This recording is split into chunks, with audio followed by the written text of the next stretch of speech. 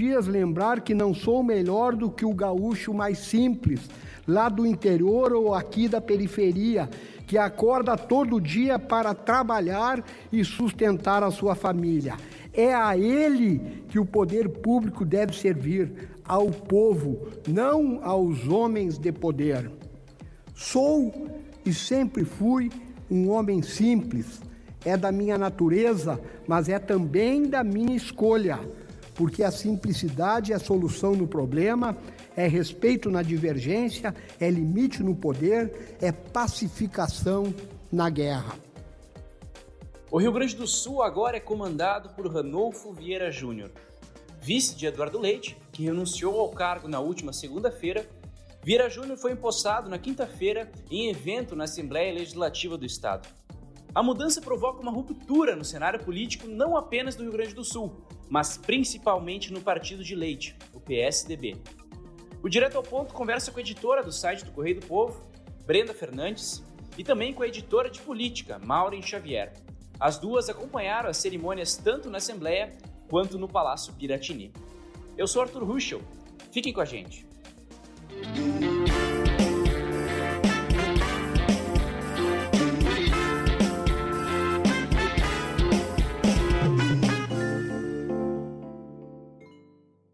Então tá, meninas, para começo de conversa, Maureen, tu que acompanhou a posse do então agora novo governador do Rio Grande do Sul, Ranolfo Vieira Júnior, na Assembleia Legislativa, como que estava o ambiente em volta do Ranolfo, as lideranças políticas, como a gente já tinha comentado antes, num outro podcast, a tropa do governador estava lá, ele estava acompanhado de familiares, como que estava todo o ambiente envolvendo não só dentro da Assembleia, mas também fora dela?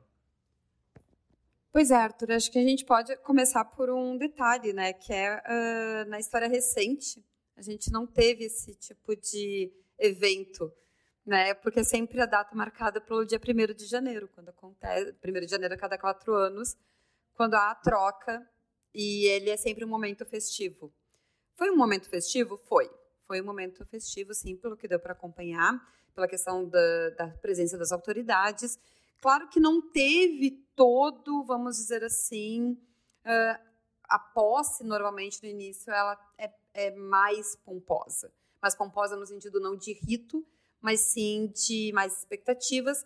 Por quê? Porque no Rio Grande do Sul, como nós não tivemos ainda nenhum caso de reeleição, é sempre um clima ainda de perdedores e vencedores administrando. E, nesse caso, então, foi uma troca de bastão dentro do próprio governo.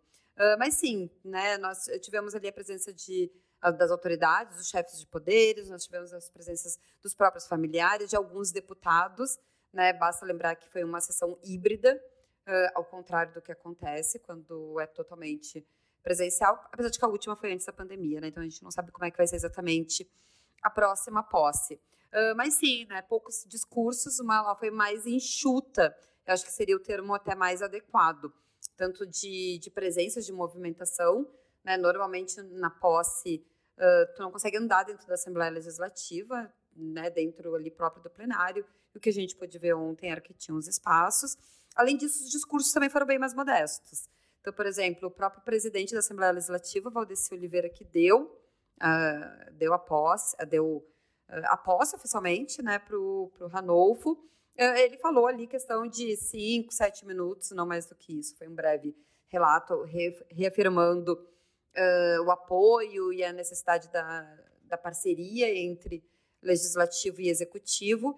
E o discurso do Ranolfo também foi, digamos, mais conciso, né? Foi ali cerca de 20 minutos, normalmente é um discurso muito maior, no qual ele reafirmou, né, que é a continuidade de um governo, reafirmou a questão do ajuste fiscal, que é a grande bandeira da gestão, agora que a gente pode dizer Leite-Ranolfo, né, vai ser o termo mais ou menos que a gente vai utilizar. Então, foi uma solenidade rápida, né, simples e enxuta. Acho que assim é uma boa maneira de resumir.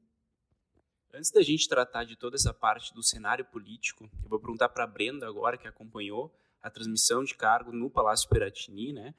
Como que foi, Brenda? A mesma pergunta para a Maureen. Ambiente, como que estava a questão dos políticos relacionados ao agora governador Ranolfo Vieira Júnior, se o Leite estava lá, eu sei que ele chegou num horário bem certo no Palácio Piratini, como que estava toda essa pomposidade que o Piratini exerce, não só do governo gaúcho, né, mas também de todo o cenário político do Rio Grande do Sul. Oi, Arthur. Oi, Maureen.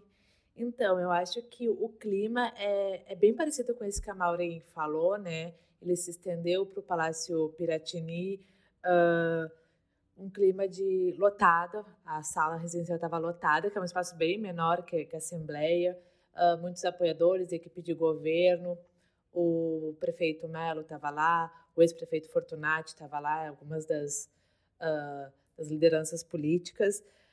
Foi um clima de bastante emoção, assim. O Leite falou várias vezes, a gente conseguia também perceber que ele estava emocionado, ele preparou um discurso, que é algo que ele geralmente não chega com papel, assim, né? Ele tem uma facilidade do discurso, mas ele chegou com um discurso pronto, ele leu um discurso muito baseado na questão do sonho, falando muito da saída dele, das novas possibilidades, então já reforçando isso que ele já vem reforçando, né, de estar a serviço da sociedade, dos sonhos dele, do preparo que ele diz, né, ter, enfim, para os próximos desafios.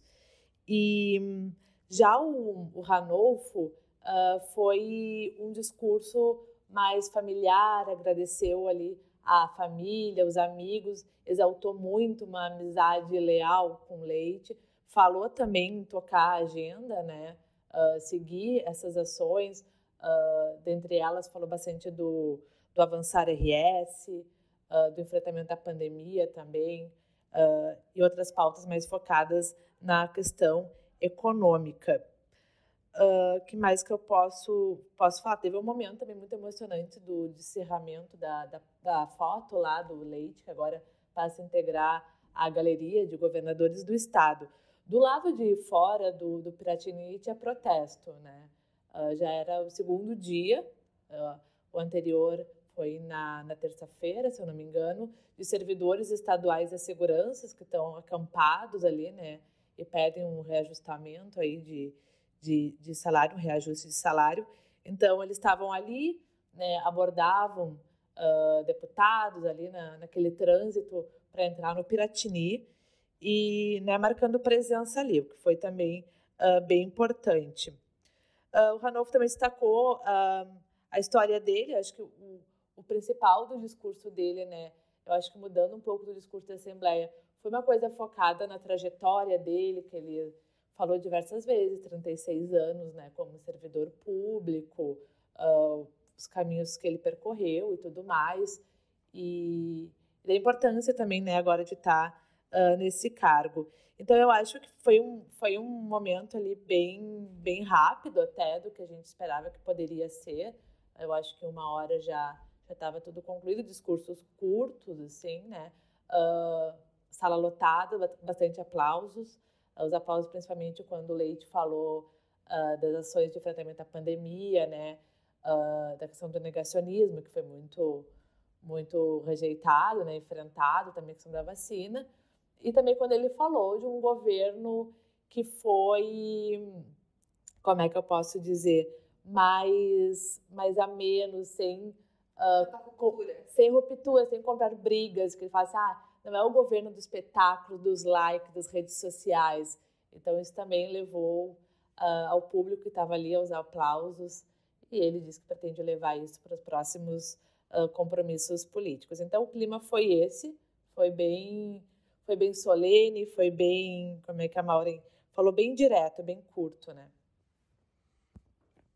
Lógico que a gente falando do ex-governador Eduardo Leite, mais para frente a gente vai também tratar dele, mas agora focando mais o Ranolfo, Maureen, todo esse cenário político em volta do Ranolfo, agora que assume como governador, ele reforçou muito a questão do ajuste fiscal, ele também tem a questão de que o Rio Grande do Sul não vai ter mais um vice-governador, e também essa questão das mudanças do secretariado. Esses 3 pontos, Maureen, tu podia explicar para o ouvinte como que fica todo esse cenário agora envolvendo o novo governador do Rio Grande do Sul, Ranolfo Vieira Júnior? É interessante porque acaba sendo bem um momento histórico, se a gente for pensar assim, de uma mudança de governo dentro do próprio governo. Acho que talvez essa é uma maneira de a gente pensar. Vamos por partes, acho que vamos dividir. A primeira é essa questão dessa mudança. A gente tem, se a gente for pensar, um alinhamento político, né? Ranolfo deixou o PTB, partido pelo qual ele foi indicado para ser o vice-governador na chapa, e migrou para o PSDB a pedido do Eduardo Leite ainda no ano passado, quando esse já almejava concorrer à presidência da República, naquela discussão toda das prévias. Então, se a gente for pensar politicamente, partidariamente, ele permanece no PSDB. Porém, eu acho que tem algumas coisas que a gente precisa levar em consideração, que é, na segunda-feira, quando o Leite fez o anúncio que estava saindo do governo, queria renunciar, nós tínhamos ali lideranças regionais do PSDB. Dessa vez, a presença foi um pouco menor. Quer dizer, a gente precisa levar em consideração que o Ranolfo ele é um recém-chegado no ninho tucano, né? Mas ele entra bem. Ele entra bem porque ele entra, né, com um respaldo aí, dando a continuidade. O próprio governador já tinha feito esse movimento de inserir ele, de ele estar sempre participando, o que facilita na condução. Ele disse isso várias vezes. A ideia é manter, a gente não vai começar nada de novo, nada do zero. Teve mudanças no secretariado, sim, principalmente em função da mudança em função da exigência da Justiça Eleitoral pelo calendário. Então, todos aqueles que tinham algum cargo e que vão concorrer precisavam sair. A gente conseguiu mapear ali, foram basicamente 11 trocas, além de 2 adjuntos e 2 diretores, né, de órgãos bem importantes, Detran e Metroplan, por acaso. Porém, alguns cargos chaves vão permanecer. Acho que é bem interessante a gente pensar nisso, em questão em continuidade. Por exemplo, o chefe da Casa Civil, que é o Arthur Lemos, ele veio junto com o Leite para assumir essa função, tá? Na verdade, ele não está desde o início, ele está desde o início no governo. Ele veio do meio ambiente, deixou o cargo para assumir a Casa Civil quando o Otomar, que era um indicado do PP, deixou a vaga. Então, quer dizer, tu ter a Casa Civil, manter a mesma Casa Civil, é um indicativo de manter a continuidade do trabalho. E o próprio Arthur Lemos falou isso, né? A gente conversou no início dessa semana, quando estava tendo toda essa movimentação, que ele disse que a ideia é permanecer no governo exatamente para dar continuidade. Outro que vai permanecer também é Cláudio Gastal, que é secretário do Planejamento, então eu considero essas duas áreas associadas à Fazenda, que é do Marco Aurélio, que também está desde o início, pilares nessa mudança, né? Nós estamos falando de Casa Civil, relação política, Fazenda, dinheiro, planejamento, questões estruturantes de projetos. Então, eu acho que com esses 3 elementos, o Ranolfo não vai ter grande dificuldade de levar o governo até o final. Porém, vou aproveitar o que a Brenda citou, né? Teve protesto na segunda, teve protesto na quinta-feira e vai continuar tendo protesto, né? O último ato, não vou dizer o último ato, porque assim, foram vários últimos atos, né, que o Eduardo Leite teve no cargo, mas um deles foi encaminhar oficialmente o projeto de lei à Assembleia Legislativa, que é chamado do reajuste anual geral, né, para todos os servidores, independentemente de níveis e de poderes, que é projetando aí 6%, sendo que é a categoria geral dos servidores está sem esse reajuste há cerca de 7, 8 anos.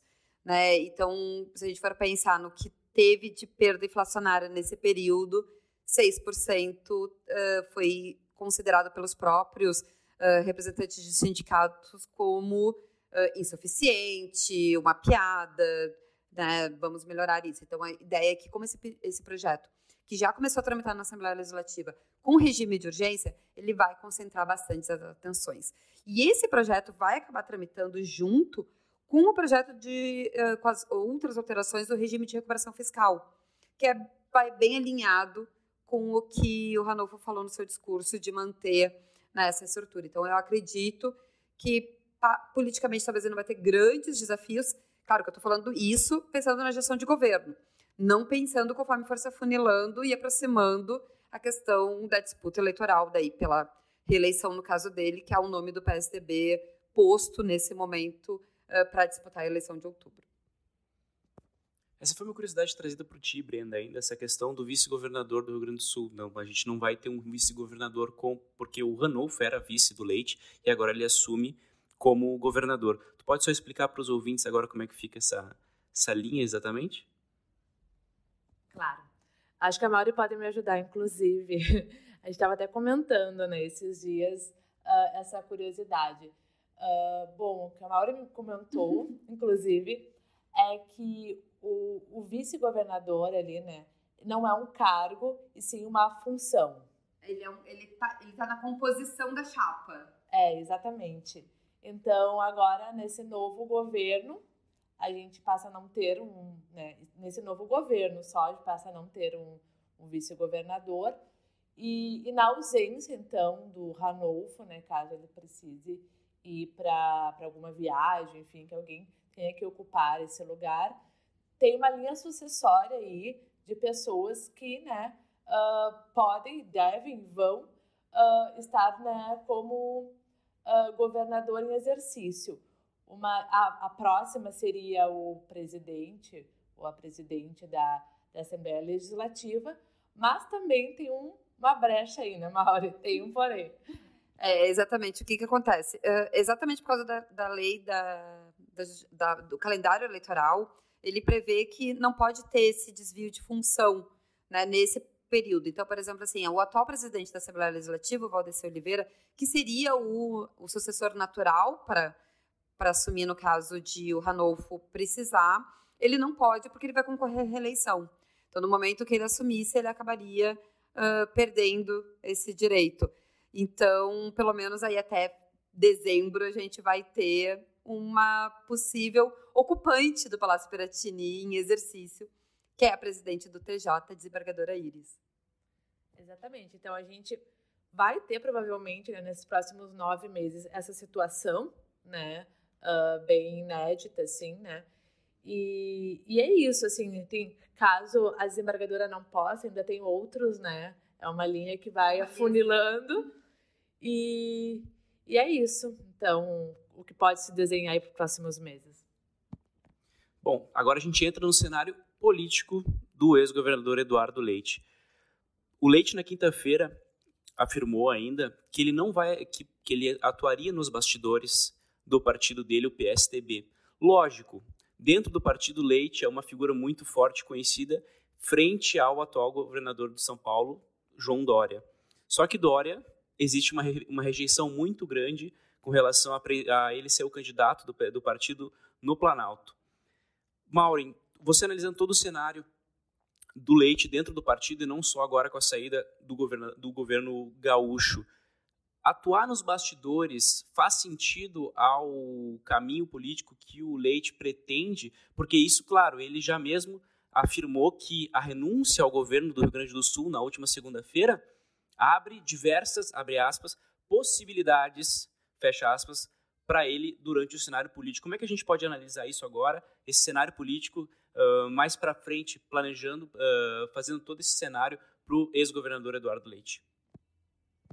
Olha, essa é a pergunta, aquela que a gente diz de 1 milhão, né? Vamos tentar montar esse cenário. Assim, o que acontece nesse momento, né?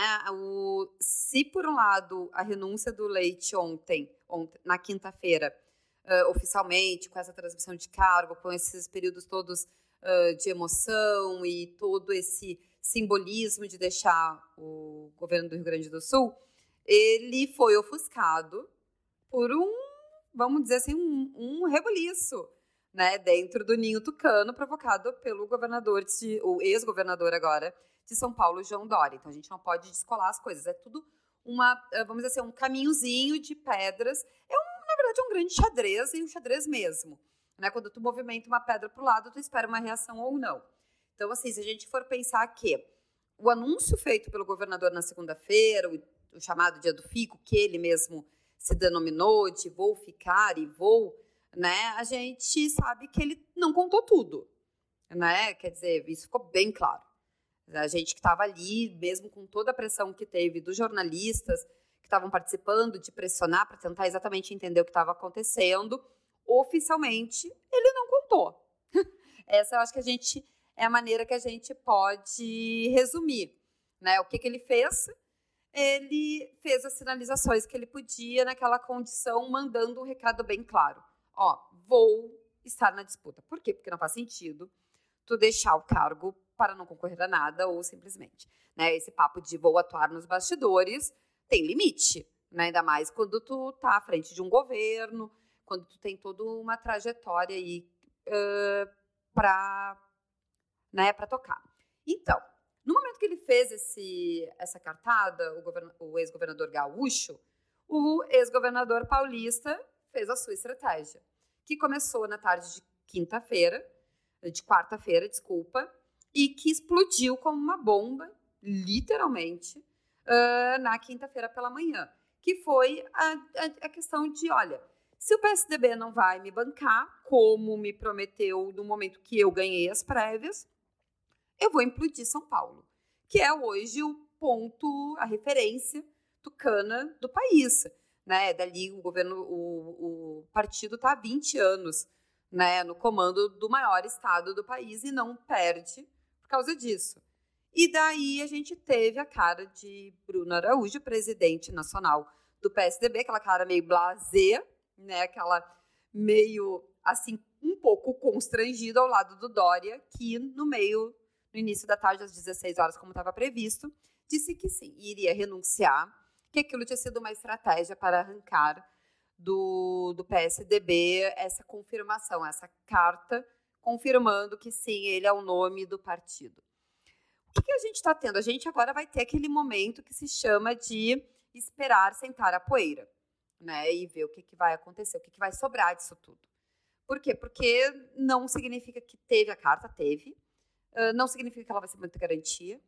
Todos os argumentos que o Leite estava utilizando de estou aqui para ser um nome, para compor e tudo mais, que vai unir e tudo mais, acabou, de uma certa maneira, ganhando força. Se a gente for pensar que o Dória teve que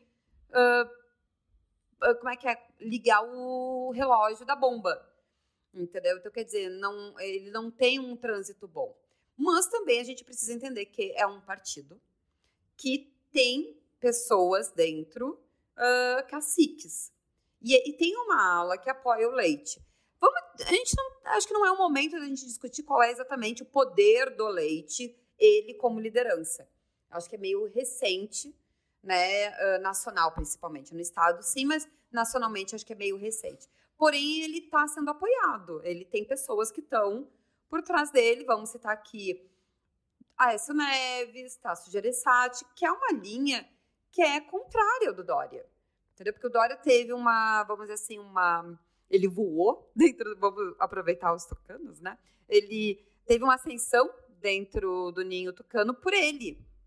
Entendeu? A questão da Prefeitura de São Paulo, a questão mesma de concorrer ao governo do Estado, a questão de não dar espaço agora para o Alckmin ser o candidato, que acabou fazendo com que o Alckmin fosse para o PSB e provavelmente vai ser o vice do Lula. Então, olha quantas coisas que o próprio Dória fez.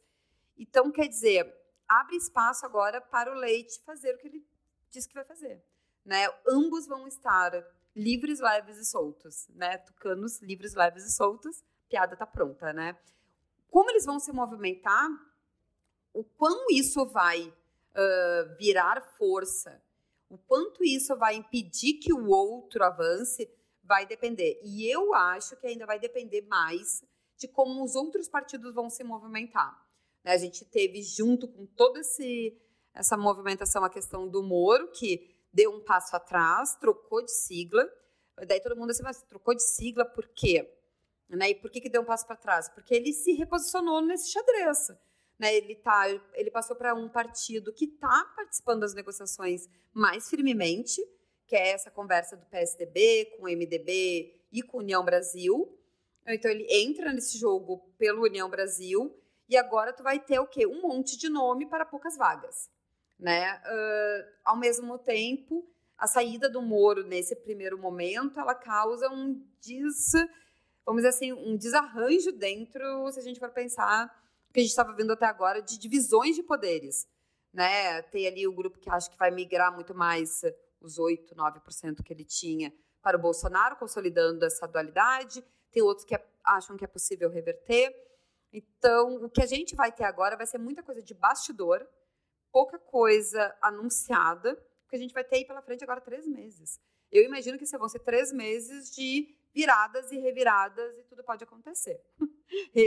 Vamos lá. É isso aí, então. Obrigado, meninas. Obrigado pela disponibilidade de vocês, por atenderem direto ao ponto. E como vocês comentaram, é um cenário ainda muito incerto, não só a política do Rio Grande do Sul, mas também toda essa questão do Palácio do Planalto, a disputa do Palácio do Planalto envolvendo o PSDB, Leite, Dória e tudo mais. Muito obrigado pela presença de vocês, viu? Obrigada, foi um prazer estar com vocês aqui e até uma próxima. Obrigada pelo convite. Vamos seguir aí, porque vai ter muita coisa assim pela frente. Esse foi mais um Direto ao Ponto. Se você perdeu algum episódio, é só voltar no site do Correio do Povo, na aba Podcasts. A apresentação foi de Arthur Ruschel e a edição de som de Aleph Alencar. Até mais!